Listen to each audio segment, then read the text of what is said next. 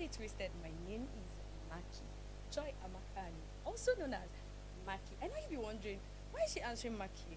Okay, that's because I have got that from my radio shows. Okay, yes. So Maki Makky, radio presenter, and also a TV presenter with Gopadtv. And today is actually going to be an amazing one. Yes, a beautiful podcast time with one and only. I, I don't know why I'm smiling because there's this thing Igbo people na-ekwu, onye ọma na-afụ n'afọ, you don't get to see her all the time. So before you see her, you get to go there. But all the same, ladies and gentlemen, if your hands are not heavy, please jam them together because I want to bring you the mama in the house. I call her Mama Annie. I started following her sometime and then I got that name and I love that name so much. I call her Mama. So today I am in the studio with barrister Gozie Udemezue. Good afternoon. Good afternoon. Thank you so How much. are you doing I'm today? very well. It feels so good to be here with you today. Yeah. Thank you so much. First of all, I must say, you see time, Mama. I think you and time. Time is 100%. Yeah, because we actually said one. But guys, she was here before 1 p.m. I mean, time. This are country where time is always African time and all these things. I must commend you for that. Thank you. Welcome. All right, so I would really want us to just go straight to the point. I want to ask you a few questions. Some are going to be personal, while some are also general. So we're going to do it together. But first of all, I want you to take us through your journey. I would want you to introduce yourself because a lot of persons might not know the person. Yeah, I just did that. But people want to really know. Okay, thank you so much, Amaka. My name is Gozie Udemezue.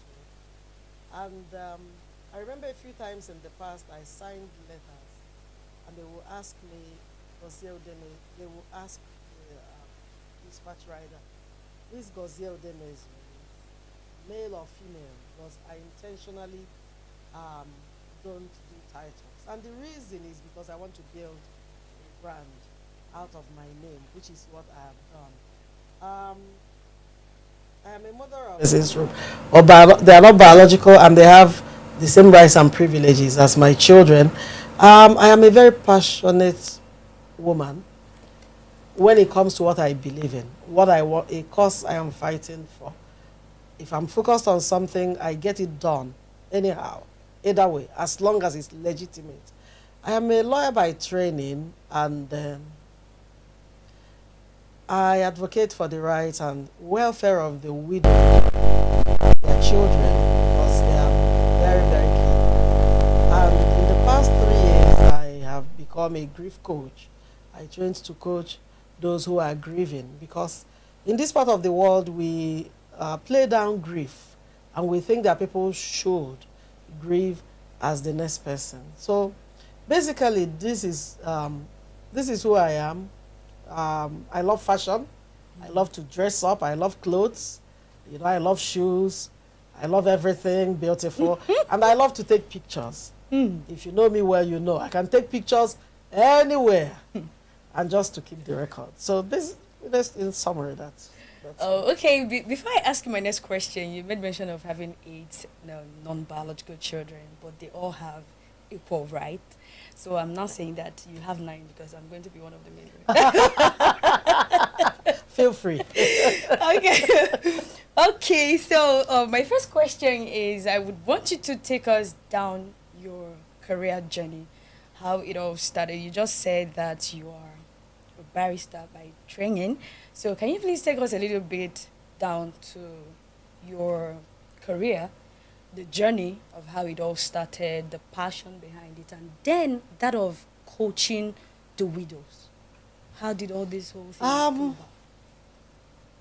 As a child, I was partly raised by a woman who was called Mama, and she's late. She died in 1992. Her husband was my father's uncle. So after my mother died when I was 8 years, she took up the responsibility to raise myself and my nephew and my niece. And um, but something happened growing up with her. She attended a lot of funerals, and she had some blind widows she was taking care of, and some lame widows, like not like crippled, but demobilized from ailments. And she used to send me. I remember one opposite the church in the village that she used to send me to. And those funerals, I remember she would say to me, sit here and don't come to this other side. And growing up, that's the last thing I would do. If you tell me not to do this, I will do it.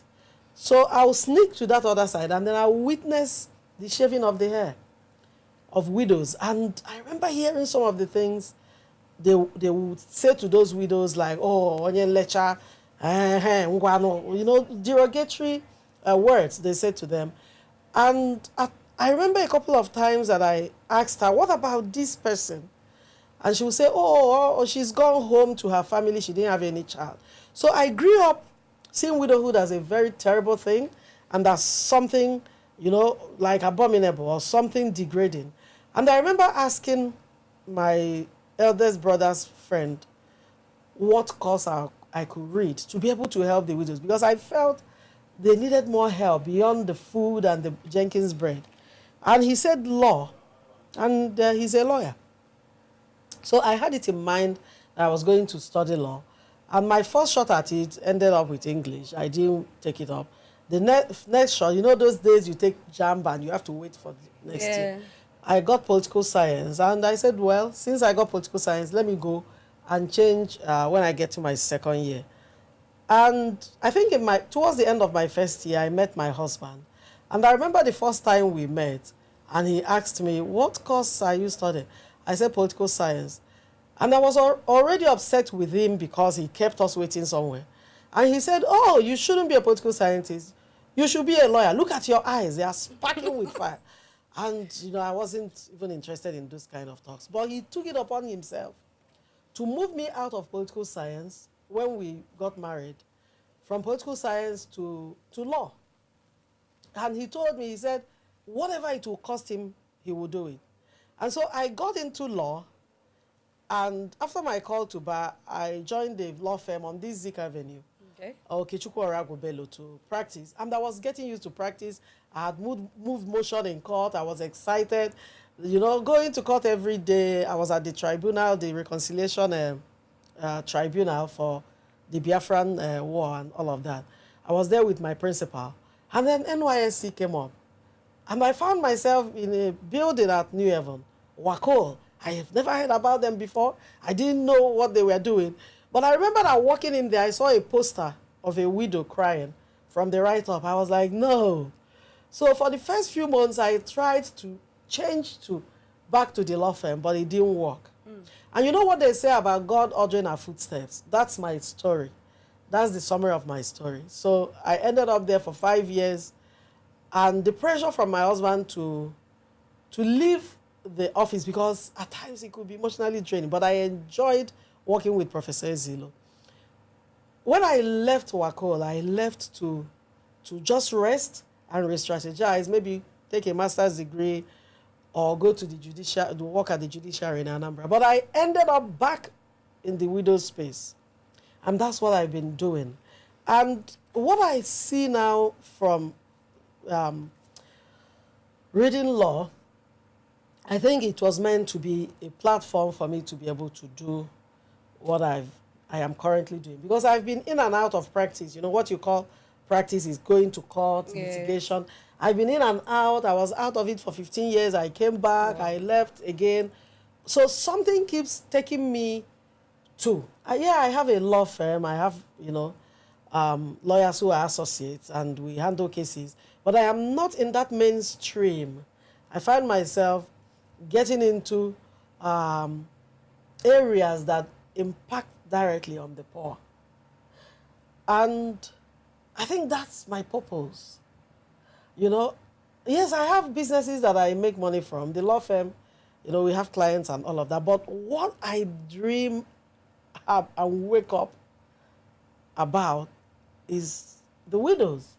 their children, their welfare, their rights, and whatever concerns them. And when it was time for me to take a master's degree, I veered towards human rights law. I remember my husband saying to me, "Why do you want to take master's in human rights law? You want to go to prison all the time?" And I said to him, "It doesn't matter, but that's what I want to do." But for my PhD, I deviated and went into peace and conflict studies. Because from my work experience, if you know how not to escalate conflict and how to manage the conflict when it comes up, it helps more. It helps more. So basically, from the time I was called to bar in 2001, it's like 23 years as a lawyer, I've done different things. I've managed my husband's business. I've had my own business. But the main thing that has become like synonymous with my name is the work I'm doing with widows. And that's where every award I have received has come from. That's where every recognition has come from. And I believe that I was made to do this. Okay, I am really enjoying this. I'm really enjoying this. But I have my next question is actually, what was your husband's reaction when you really went into the widow? Oh, he wasn't surprised. Okay. He wasn't surprised. He was actually the one who told me one day, he said, "Look, at the rate you are going with these widows, one day you will change our title deed and give the building to widows." Because at a point, I converted a part of the building. It's a 10-bedroom building with basement. Okay. So I converted a part of it to like a halfway house for widows who were thrown out. And so at times at night, when he's returning from his tennis, whatever, he will meet us in front. And he will just pass, and when I come upstairs, he will say, "Oh, the widows are taking over this house." And one day he said to me, "Why don't you have a structured pattern of giving?" He was the one that muted the idea of setting up a foundation. That was in 2007. But I resisted it because I didn't think I would ever have the time to run a foundation. But in 2008, we went on outreach and we didn't come back on time, and he needed his food. But the more issues we had were from people, family members, and friends. And some of them might watch this video. And it's good for them to see that I am still on it. And somebody said to him, "Why do you allow your wife to travel?" I remember one time I was doing a project on assessing the impact of harmful traditional practices on widows in West Africa. So I was traveling between Ouagadougou, Dakar, and not just Dakar, St. Louis, 3 hours from Dakar, a lot of scary trips. And my husband kept calling me, "Are you safe? Are you okay?" I remember carrying my bag on my head to cross Aflao border, to get into. And they kept saying to him, "Oh, you need to stop him. You need to stop her." But he gave that support that I needed. And he provided the funding, because initially we didn't know. People were like, "What are you doing with widows?" And now I've had women who said to me, "Oh, you make widowhood attractive." Why is now attractive? Not for them to go and kill their husbands. Exactly. No. But for them to know that, yes, you can be widowed and still live normal. You understand what I mean? If you meet me on the road, you will never guess. That's what I want to achieve. Because the society makes widowhood, and the widows themselves, some of them like pity party. Exactly. For people to say, "Oh, yeah. I don't say that to me. Because I can feed some of those people that say, hey, yeah, oh, sorry." And then the society makes them fit into a box. So there's a box that if you are widowed, this is what you have to look like, this is how you have to do, this is what you have to, this is where you have to be seen. And so I said, no, I can't sit in that box. as long as it doesn't offend God. Yeah, exactly. I don't have to look a certain way, and I don't have to be seen only and not heard. And so that was why I launched out the Widowed Not Withered campaign. And when I launched it out, I did what a widow shouldn't do. I took widows to Hilton. I raised funds, my money, my friends' money. I took widows to Hilton. And people were like, why are you taking widows to Hilton? Then a plate of food in their wherever was 11,000. I remember a man attacking me on social media to say, oh, you are so exposed. Your husband spoiled you with money. Now you want to confuse these women. Yeah. But the idea was to let them know that there are possibilities out there. That was the idea, to let them know. And so from that Widowed Not Withered campaign, we started the Valentine's Eve dinner for widows. And we go to hotels like Best Western Hotel, Born Sunshine, not because they don't cook in their homes. Exactly. But it's a day for them to step out. Because widowhood can be gloomy. Widowhood can be depressing. I've been in it for 11 years, and I know. And there are widows who will never have access to those kind of places. Exactly.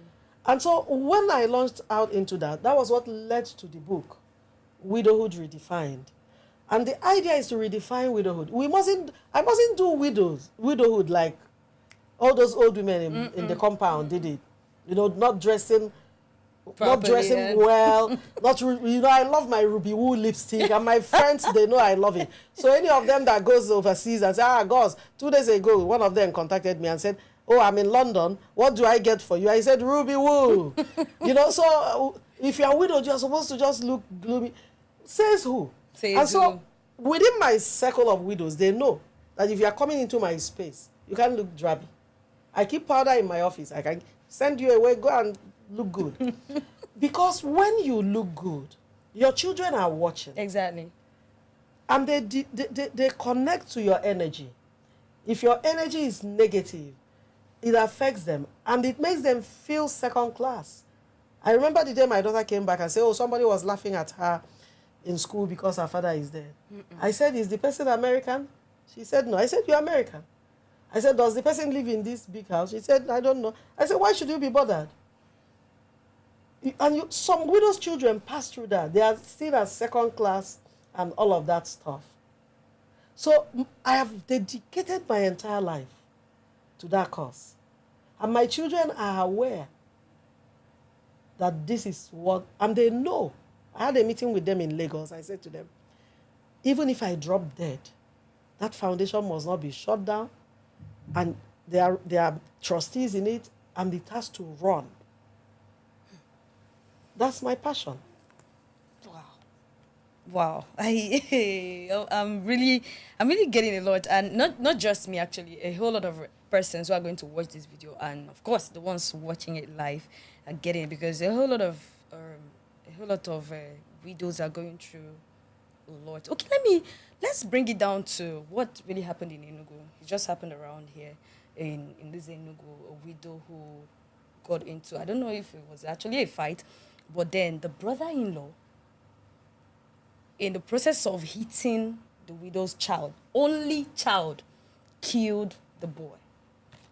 Now, where I'm coming in is, a whole lot of persons are into this whole thing. You see family house, somebody's husband just died, and then the family start maltreating the person and all that, start hitting them and all. So in this kind of scenario, in this kind of case, because the lady came out and she was seeking for justice, if this kind of case is brought to you, or if it's being given to you to handle, ma'am, how would you look at it? Amaka, if, assuming that woman came to me to say, oh, my brother-in-law is a pest and blah, blah, blah, blah, blah, and is a threat to our lives, for me, life is key. Okay. And I teach widows, don't stay where you are tolerated. Remove yourself. My husband was buried 11 years ago. I intentionally removed myself from the space that he could call inner circle. It was intentional for self-preservation, so that I could raise my children. There was a lot of all sorts were going on. Now, rather than lose a child, Why don't you remove yourself from this space? And you see what I'm saying about, yesterday I made a post 2 days ago. I said, listen, if you're a good widow, this post will not help you. You know, the concept of good widow is, oh, every in-law is happy with you. You don't need to be happy with me. As long as I'm happy with myself. Oh, you're a good person. People can pee on you, poo on you, do anything to you. The concept of good, they take what belongs to you and you keep quiet so that you are good. Now, I'm not blaming her, but I wish she removed herself and her child from that space. Maybe she didn't have money, but now that boy is dead. Because, yes, she wants justice. And I wish she will really get justice. Yeah. Because let me tell you, it's not for us widows, because we are already swimming in the hot water. If you are married and you are watching this broadcast, don't believe any story that if you are good to your in-laws, when your husband dies, they will not do anything. I don't want to go personal. Yeah. But it's not true. It's even those ones that are closer, that are close to you, that will mess you up because they know your vulnerable state. What I'll tell people, if you're a widow's child, don't go fighting for anything. I'll rather have you preserved. When my husband died, my daughter was about 18 or 19, and my son was 13. I took them out of the space. You can't access my compound. I was not going anywhere with them. Now they are grown. They are living on their own and working and making money. Now they can defend themselves. And the idea that a widow must go to the village every August meeting, why must you go? If it's not conducive, don't go to the enemy territory so that they will call you good, so that they will say you are a good person. There are widows who are troublesome. I know some of them. Some of them are very troublesome. But those ones are in minute number. The case most time is, oh, this man is there. And you know the funny thing, people who used to call you auntie, hey sister, oh auntie, and they will call you Wanya, and then you go into hiding. Come out from your hiding space and roar like the lion you are. Because you find widows, they are going into hiding, and then some will come and tell you, oh, let's go to this babalawo, and they will put juju on you. Don't go to any babalawo, because they will take the power in you. You have your knees. Go on your knees and pray to your God. A lot of widows are going through stuff. Yeah. And then when you raise it at August meetings, the married ones will say, oh, it's not their portion. And tomorrow it becomes their portion, widowhood, and they run back to you. Why don't you, especially the men, safeguard your wives and your children when you are still alive? Make sure that whatever you need to do to make sure that they are not disinherited. I remember my husband sending 3 bankers to the office when I was working with Wako, and they came with forms asking me to fill up my name as alternate signature. And I didn't even bother to start calling him. I filled it immediately. And the mandate, they didn't write anything. I wrote it that to sign. And when I came home, he said, what did you write on the mandate? I said, either to sign. He said, I know you now. I knew you. What if that did not happen and he died? Exactly. So the Bible says that but when you want to talk about death, they tell you it's not their portion. And they don't want to talk about it. We need to talk about death so that we know how to preserve those who are alive. Like that woman. Maybe it's a family house. I don't know the story. Yeah. And they are living there. And maybe she might even be in a bedroom. Or maybe the man visited. I don't know the facts. But that boy is dead. And that one even physically killed. Some of them use automobile on widows' children. And cute. And that's why, as I keep telling them, if you do widowhood without God, you are gone. Forget all those razzmatazz. So this is what I've devoted myself to. And I'm working on another book, which is a devotional for widows, that they can read every day. And then the Chinua Boy is a fiction telling the story of widowhood. Well, a bit of my story is there. Yeah, but mostly fiction. telling the story of widowhood, so that you pick it up and read. Because when you have the information, like the widow that needs to go home with her children, assuming she didn't talk to someone, she would have taken those children to the village. Exactly. And they would take the children from her. Knowledge is power. And that's why when you see me on social media, I've had people who said, oh, Gozie is always on social media. One woman, I asked her, if I am not on social media, do you want to be in your husband's arms? Leave me alone. Let me be on social media. You know why?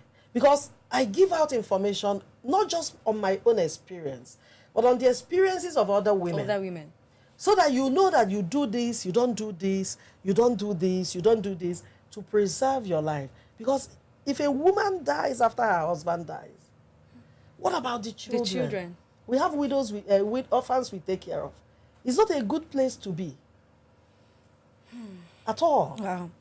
Okay, thank you so much, ma'am, for that amazing question. You know, you made mention of your husband bringing something. Then that's bring me to this question that says, are you saying that women should be included in their husband's property? Because I've heard cases of younger people saying that if I get married, I would want my first son to be the next of kin, not even my wife. Yeah, but you know that next of kin is not beneficiary. Next of kin is who do we contact if anything happens to you. Now, I used to visit some clubs, lawn tennis clubs, where men play. I used to do a lot of advocacy to men. And a good percentage of the men said to me that the problem is not adding their wives, that the problem is what those women will do with the resources. I remember a man said to me that if the wife becomes co-signatory, she will fly to Dubai and shop gold. So there has to be trust. I remember my husband added me to those. I never saw the checkbooks. It was the day he died that I said, oh, we are co-signatory. When I finished crying, I wiped my tears. And then went and started searching, and I found what I was looking for. Okay.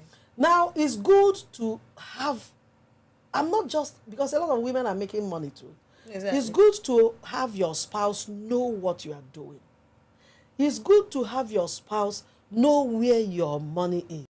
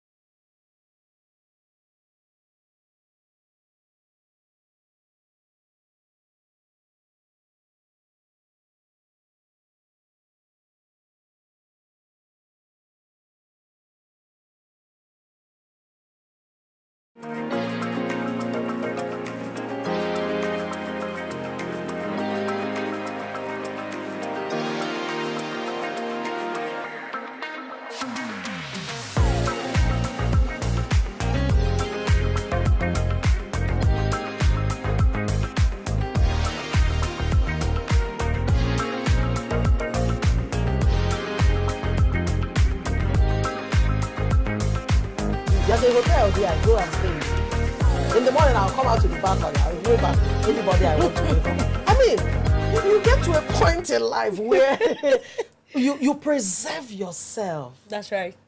Self-preservation. And for those who are watching this broadcast, whatever you do, it's important you preserve your life. Because what is looking as if it's messed up today, in the next, give it time. It's just a matter of time. It will get much better. Exactly. Okay, so let me really ask, how many women have actually benefited from this, okay, I think we should go on a short break. You still have time for me? Yeah. Let it be a short break. Okay. So we actually talking about how many persons have benefited from your place, okay, from your impact. How many widows have you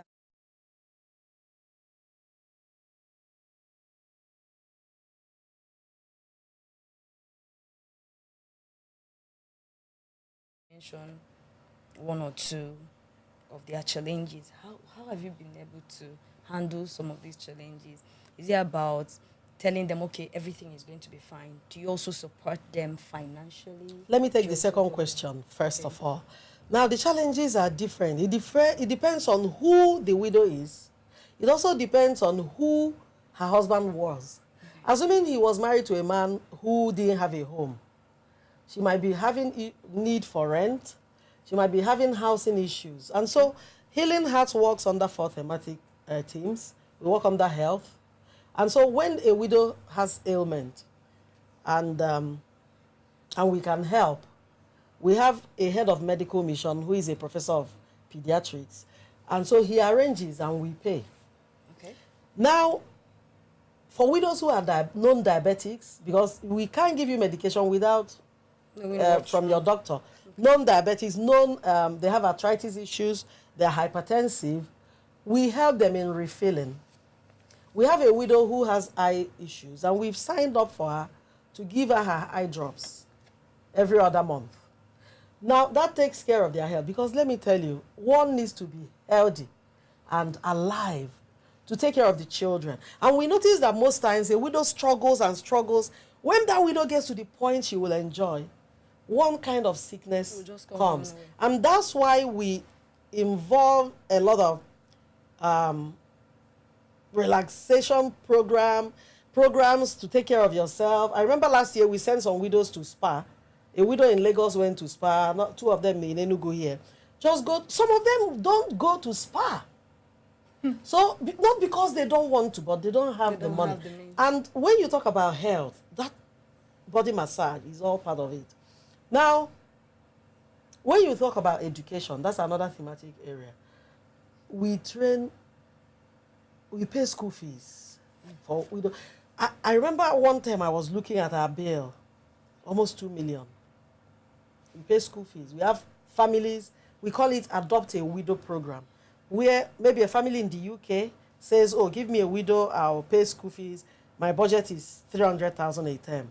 So we match them with such families. Some pay per year, some pay termly. Now the term has come to an end. From next week after Easter, we start compiling. And I'm not just secondary, we have them in university. Wow. That we pay their fees. Do you know why? Because if you educate a widow's child, it gives that widow time in future to relax. Like what used to bother me 11 years ago, my husband died 11 years ago. What used to bother me then was paying school fees for my son, paying school fees for my daughter, providing medical support for my youngest child. Now that's not the issue. Now my son earns, my daughter earns. That youngest child is independent. Exactly. And so it gives me more time to take care of myself. And so education-wise, we do that support.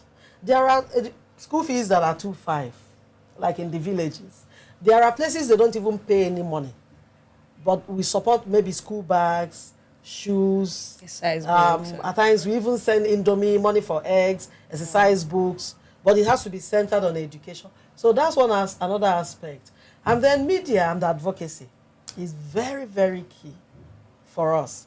I think I came in with a poster that we made some years ago when we got support from the U.S. consulate to run a program in Anambra and the Enugu state on improving access to justice for the widowed community. And so that's why I'm on social media. I don't do any selling or buying on social media.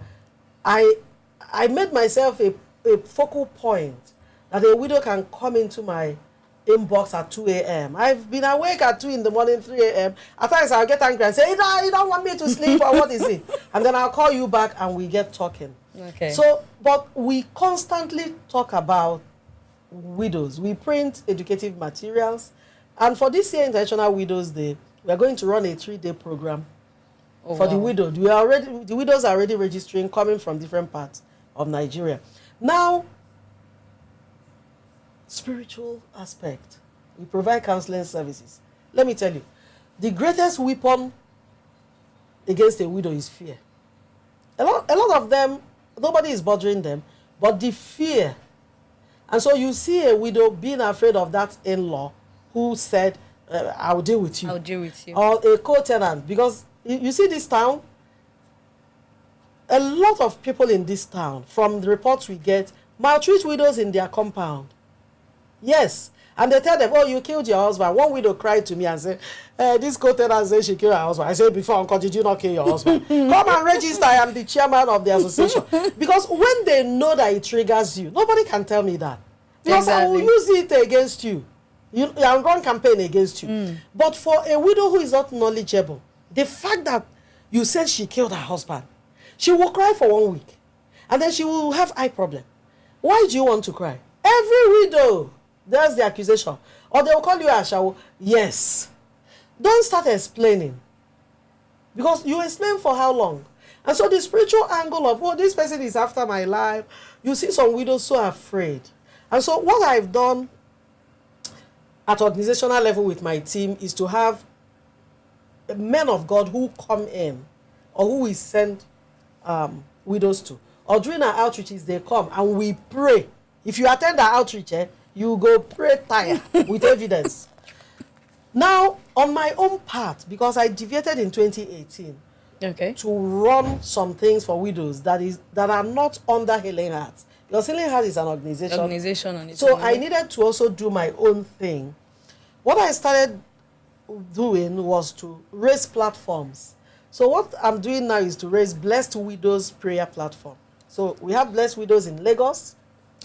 They pray 7 p.m. on Saturdays, and I am on the platform praying with them. Blessed Widows in Port Harcourt, they pray 8 p.m. on Saturdays. Blessed Widows in Enugu here, that's the pioneer one. We pray 6 a.m. on Saturdays. And Blessed Widows in Abuja, 7 a.m. on Saturdays. So you see me jumping from one prayer platform, and more Blessed Widows are coming up. And now on Telegram, we meet 9 p.m. every Friday just to pray for our children. Strictly to pray for our children. So what I've done is to allow Healing Hearts to run all the human rights, all the technical stuff. I have deviated to run prayer programs. And so for the widows, every year we run what we call Widows Prayer Wave. We have widows coming from Lagos, from Abuja, Port Harcourt, or wherever. And we start praying at 6 a.m. and we close it at 11. And we provide accommodation, we provide feeding, and they go back. They look forward to it. And this year, we have planned to host that program. As soon as it ends, we go into celebrating International Widows Day. So the spiritual content is what I am focusing on now. Okay. Because when Healing Hearts started, I was a psychedelic young woman, I wasn't so keen. But now God has brought me to a place where prayer is my thing. And pursuing God has become what I just want to do. And so you can't be a widow in my space and you are not interested in God. In God. So Healing Hearts is handling their own. I am running in that sphere. Too. So you can find us by 6 a.m. in Enugu on the WhatsApp call, praying. Okay. And widows come in there and bear themselves. And they know that whatever we share there, you can't talk about it. Outside. And nobody has ever tried that. So that, and you know the interesting thing that happened lately? I noticed that because each city will have the prayer platform, which is strictly for prayer, and another platform that is for socials, where they can talk and laugh. One of our widows, the daughter has open heart issues. Do you know that these women came together and raised funds? When they told me the amount, I was shocked. And these are women, ordinarily you would think, well, would they have? They don't have it. So what I love the community I'm building, a community of widows who are rising for one another and standing up for one another, and watching out for one another. Because somebody who is not widow doesn't understand what you're talking about. Exactly. And I keep saying to them, assuming a widow comes to me now and say, oh, Mama Goz, I committed adultery. I'm not going to tell anybody. I will explain to her that what she did was wrong. I will embrace her. I will love up on her. And I will explain to her, please, let it not happen again. Because I understand. I'm wearing the shoe of widowhood. I understand it. Before I got widowed, I would have flogged her and told her that she's a Mary Magdalene. You see how that things change. Exactly. Yes. So what I want to do now is to build that all-round widow that is solid spiritually. And now, what challenges do they show up with? Health related. At times I give from my own. I've given widows my diabetic medication until they're, because I'm diabetic as well, until they're able to get theirs. To get theirs. Now, it could be that their children are not in school. It could be food. We run food programs during Christmas, during Easter. Because when a woman is hungry, she can prostitute to feed her children. Exactly. On Monday, we had a guest at the House of Refuge, and she told us about a widow who was prostituting at Otiba, even pregnant. Oh. They met her when she was pregnant. She gave birth 1 week after, but she was met there. And so these are the issues, and it's not enough to say to a widow, stop, don't have this, don't do this. I'm not supporting that. But what is the alternative? I've been invited by a big fellowship in this town, and they said to me, oh, we want you to come and talk. You know, they were saying it in a condescending manner, and talk to widows, those who snatch a husband. I say, husbands, are they chicken? Is it not chicken you snatch? Do you snatch a human being? Those who snatch husband, those who, those condescending. Exactly. So I said to them, okay, where are these widows coming from? They say, oh, they're members of the fellowship. I said, okay, that's fine. So do you have any economic empowerment program for them? Oh, they will give them rice, and I say, what quantity? Penta. I say, what is penta? Penta rice. For which day? Now, I am not supporting the widows doing anything, but if you want her to leave her boyfriend, who pays her rent? Then you. What is the alternative? The alternative is for her to trust God. What if her faith hasn't built up to that point? Is there anything you can do for her to support that business that she runs with 20,000 and build it up in such a way that she can look the man in the eye and say, I don't want to sleep with you anymore. It's wrong. God doesn't like it. Because it's easy for us to preach. It's easy for us to preach. Oh, don't do this. Oh, don't snatch. Don't do this. Don't do this. What is the alternative? And then for the widow who thinks that it's only by sleeping with somebody that she will make money, that is doom. Okay. Yeah. You know why it's doom? Because that man has become God. And such men play God. The day he meets you chatting with another person, becomes a problem. He will slap you. Forgetting now when yes. And so the best thing for a widow to do, a peace it gives, that you have God. I found myself in hospital last Monday. I can't even remember how I went downstairs to enter the car. But I know they pushed me on a wheelchair to get into emergency room at Niger Foundation. I had this pain.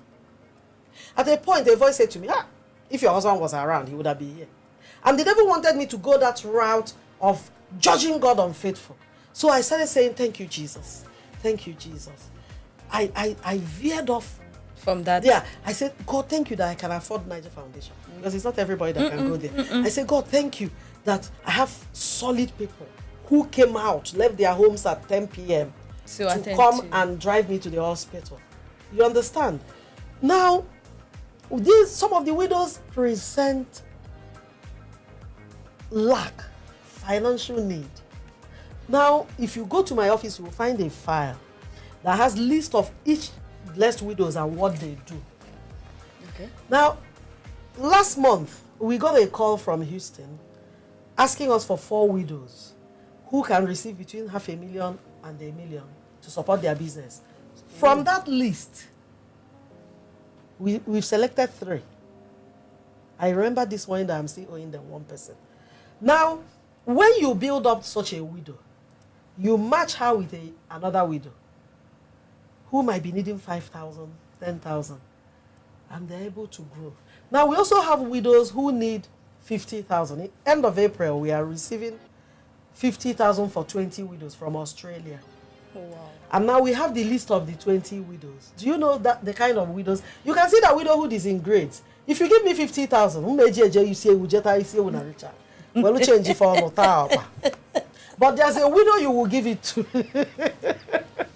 There's a widow you will give it to. She will build a business out of it. With it, exactly. Yes. So those 20 widows that will get 50,000 naira, we have selected them. The ones that sell okra, they go okra in Penta.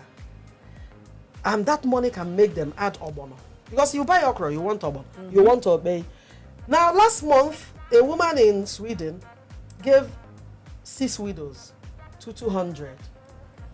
And there are about 4 of them. There were about 5 left. When we were now assessing, one says she has relocated to UK. So we now have 4 and we are waiting. Now, do you know the funny thing? The oldest of the widows, who should be in her 60s, I almost delisted her because I felt she didn't need the money. She won't be needing the money. She started a piggery. And while I was in hospital, she sent me a video. In my mind, I was like, can you find my man with video? When I opened it, it was video of her pigs. 200,000. Wow. She said there's a place you pay rent and you do it there, somewhere around Maryland area. And every morning she goes to 10 and that she's so happy doing it. So I went back to the list for 50,000. I added her name.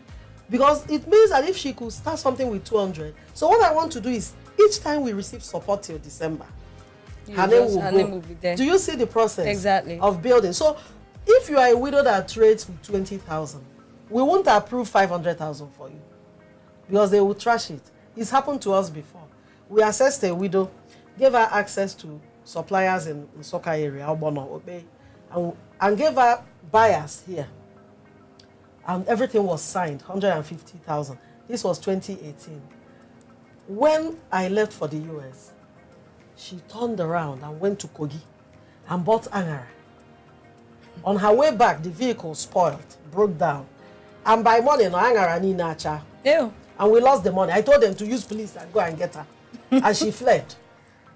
You see those kind of widows, but there are ones we've given. We formed a cooperative at Udemezue, and we started supporting them. Last Christmas, they contributed money, brought palm oil, stockfish, dried fish, and things. So I've seen widows who had nothing, and we have built them up. And now, if you think about the legal aid we've provided, this morning I was looking at our records. 211 have passed through and received legal aid, maybe for court, for police station representation, for probate registry. And now we have run about 40 medical missions. If you add the one of last year, it should be 41, 42 medical missions. We've gone to Port Harcourt, where we hosted 400 widows in 2014 to mark my husband's birthday, posthumous birthday. We've run outreaches in Ogidi, we've run in Apakumenze, Amagonze, wherever. We've gone round. The reason why we stopped was because of all the insecurity. Because we have partners in the US, Hope Restoration Medical Mission in New York. So what they do is to bring in their nurses and bring in medication. And then we bring in our own doctors. And I won't ask an American to leave New York and come here. And when they kidnap her for 100 million, I'll be in trouble. So I can't put a number to the number of widows who have benefited from. I run a platform I call Gozie Udemezue, Inspired Words. And I brag about it. No widow comes to me and lives the same. It's a gift. I've been taken to a widow who wanted to commit suicide. Oh, she will jump into the grave and they say, oh, please, if you're not there during the burial, she will kill herself. I say, pay for taxi. I won't use my money to come. They paid. So I came there. She didn't know I was there. I sat there. As soon as they put the casket in the ground and they did that first, boom, she rushed the place. So I rushed her. I said, leave her. I said, jump. She looked at me. I looked at her. Mommy, you are here. I said, jump. Oh. Jump inside. The rice is getting cold. Do quick. And everybody were. So I even had one person say, who is this woman? I didn't know who I was too. And then she pulled back. The same grave she wanted to jump into scared her. Because him Ajanu wanted to push her leg. Say, you run, let us cover you. But you won't blame her. Because she was grieving. But God didn't send me to pet widows. At times I use opo. Because you need to sit up. You need to be there. And so I've had widows who came to me tired. And I can call you at 2 a.m. If I see you online, I can call you and say, oh, the one I'm my mwanya. Hey, Mama Anyo, Mama Anyo called me. That call is healing on its own. Exactly. Mama Anyo called me, I'll say, ha, this one you are awake. Are you okay? Yeah, I'm fine. Okay, give me your account. Let me give you goat head. They know me and goat head. I'll say, it might be 5,000. And then in the morning, if you see the post she will make, you will think I gave her 1 million. But what I found out is being there for them. Because a good number of them have been abandoned. And you hear widows tell you, oh, my best friend doesn't talk to me anymore. If these 3 books came out of best friends not talking. Because you withdraw. Some women are so insecure. If I can see for the sharp. Exactly. Yes. Some will say, hey, because I don't want her to be coming to my house, so she doesn't snatch my husband. That's the mentality some women have. I don't have such friends. I have friends who are married and I visit them. But there are widows whose best friends, somewhere one man, somewhere around Pitokoya. She came to my office, I said, what is it? Hey, her best friend said she will snatch her husband. I said she's not even married. Is it not chicken they snatch? So she has chicken. That's number 1. Number 2, she's not your friend. Exactly. So I think God gave me that gift to love them with one hand and smack them the person. You know, not literally, but to jolt them out of it. And so when I made a video yesterday, somebody sent me a message and said, you are supposed to be on bed rest. I almost cancelled coming here because they gave me shut down for 2 weeks, which is expiring on Tuesday next week. Oh. And so when I made a video yesterday asking people to make widowhood easier for the widows, a close friend of mine sent me a message and said, you're not supposed to be on Facebook Live. And I said, I'm even going to Zik Avenue to go, and these widows I'm going to talk about. So I've had people who love me. I have them today, who are there for me on a higher level. And I've had people who, yesterday, a widow left Main Market. She saw on Facebook, I didn't know she was on Facebook. Her husband was electrocuted in 2014. I was still grieving. My daughter was not working. She was 1 year. She was not even sitting down properly. And they brought this woman to me. Her husband was doing something on high tension. And they didn't allow her to calm down or something. And it was turned on and he died. Hey. So the brother who was a car driver I was using brought her. You needed to see her. She was pregnant. And so it reminded me of 2013. I was pregnant. And so I took her in as part of me. And she gave birth to that child. On Facebook, I raised money. We paid for hospital, bought things for the baby. And then on Facebook, you see why I have to be on Facebook. On Facebook again, we raised money and supported her business. On Facebook again, we raised money, gave her sewing machine. So that after her birthday, she will go make home the clothes. And do something. And we have followed up on her. And then my daughter, who is 11, kind of adopted her 2 girls. And so when she's done with any clothes, she has a bag where she puts clothes for the children.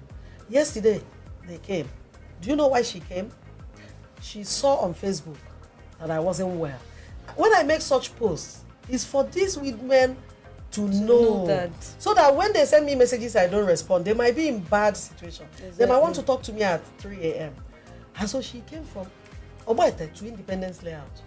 She had angara, coconut, abacha mmiri, mangoes. She brought them, and cucumber. So I asked her, I said, how much are these? She said, Mba, I saw on Facebook that you are not well. And we are paying school fees for those 2 children. From even the little one, as soon as she was born, she started school. We've paid their fees at prison staff school. And what she did, I will pay back. The day I will pay her back, she won't be able to cry out. She came all the way. And so last night I sent her some money. And this morning I called her, I said, I sent money to your account. And she started crying. She said, Mommy, but I didn't want you to pay for it. She paid keke came with those 2 children. So what I'm trying to say is not a one-way traffic. I am not only doing for widows, it's 2 ways. Last year, they mounted a large billboard at Opera Square. 2 years ago, they mounted another large billboard in front of Presidential Hotel to celebrate my birthday. Exactly. Last year, I didn't know it was there. I was trying to find my way. I had the matter in court that morning. I was looking for parking space. And Joy said, oh, Mama, just go and reverse. I didn't know they planned it. So as I took that way, opposite Customary Court of Appeal, I saw pink, and I love pink. I said, hey, this billboard. Hey, walk. I stopped there. I was shouting. I said, Jesus! All the driving school people, they were looking at me. And then 4 or 5 widows walked out from the bush and came out. Mama, I cried. And so they love me. Now I'm preparing for my father's funeral. They are bringing in things. One brought abacha. A widow told me she's bringing 50 liters of palm oil. She's from Abugo. Wow. So when I have some people in my family who will always throw words at me and say, she makes money, but she dashes widows her money. Is it not my money? So it's 2 ways. And one day I joined their prayer, they didn't know. Because I joined from a line they are not familiar with. They were crying to God on my behalf. They pray for me. They pray for my children. A particular one, every last Monday of the month, she will come for worship service with a waterproof of Oba. And so, building them has also built me.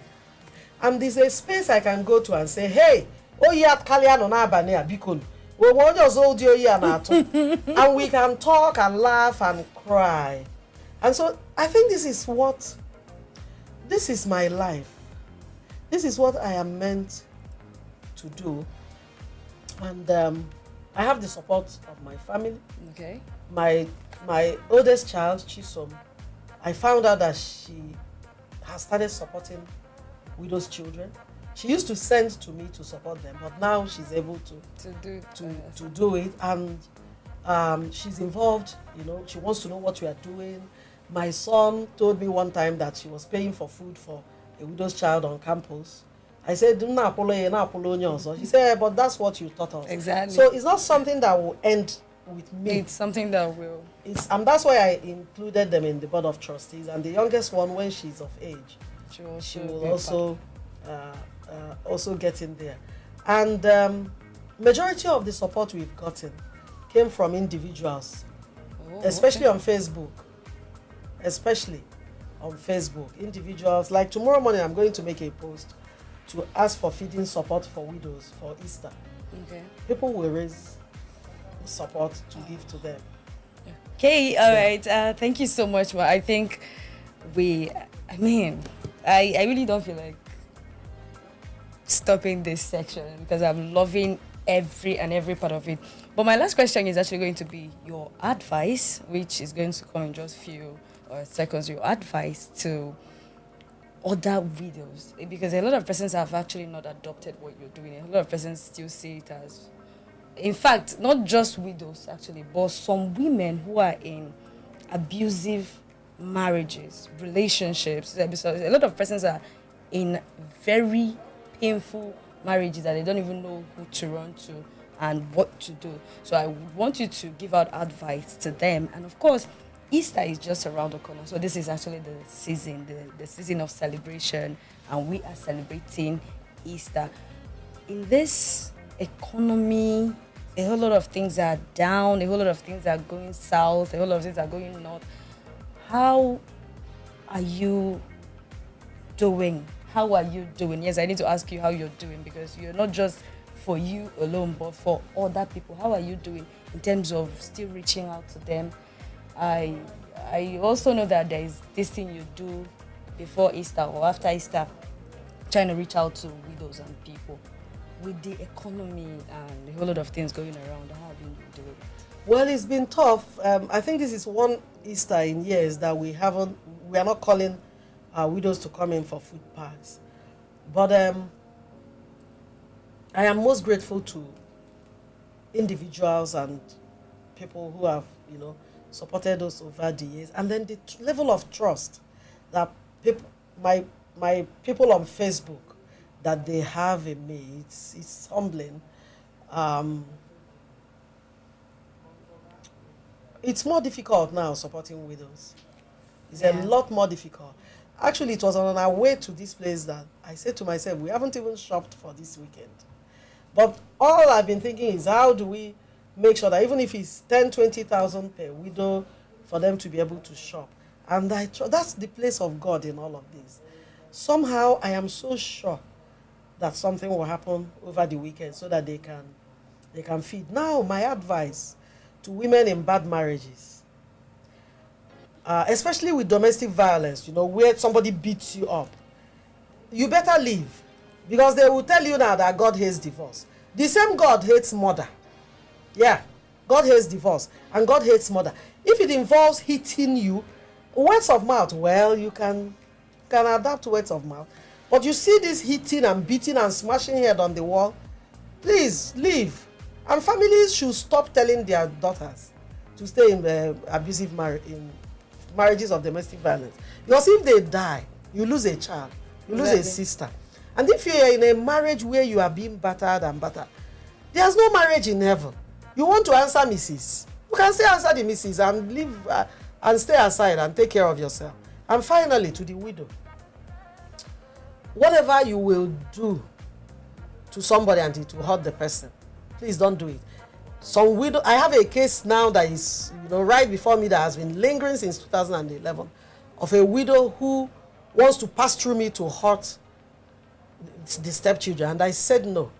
And she's been dragging myself all over the place, dragging my name all over the place. If somebody does it to you, you won't like it. Don't do it to another person. And learn to love your fellow widow. You find, especially in this Enugu, hey, this widow did this. They will run around town talking about it. Stop dragging people. I see some widows on social media, every opinion they have, every trending post they have.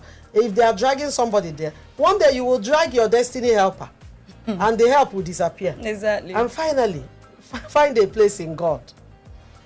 Find a place. Widowhood with Obi Juloyi. You can't do it outside God. Anybody that tells you it's possible outside God is only for a short while. Doesn't last.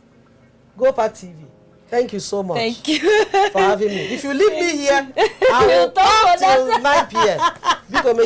Thank you so much, man. Thank you very much. I appreciate it. And of course, we have actually come to the end of today's podcast. It was worth watching and it was worth your time. Thank you so much, Mommy, for coming, Mama. I said I'm now part of the... Sure. So thank you so much for coming. And that was Barrister Gozie Udemezue. You can go on Facebook and follow her. Please do that and do it very well. Yes, go and follow her. And of course, this is still Gopadtv you're watching. Mommy, please help me tell them to keep watching Gopadtv. Yes, keep watching Gopadtv. They are very solid partners of Healing Hearts Widow Support Foundation and House of Refuge. I love Gopadtv.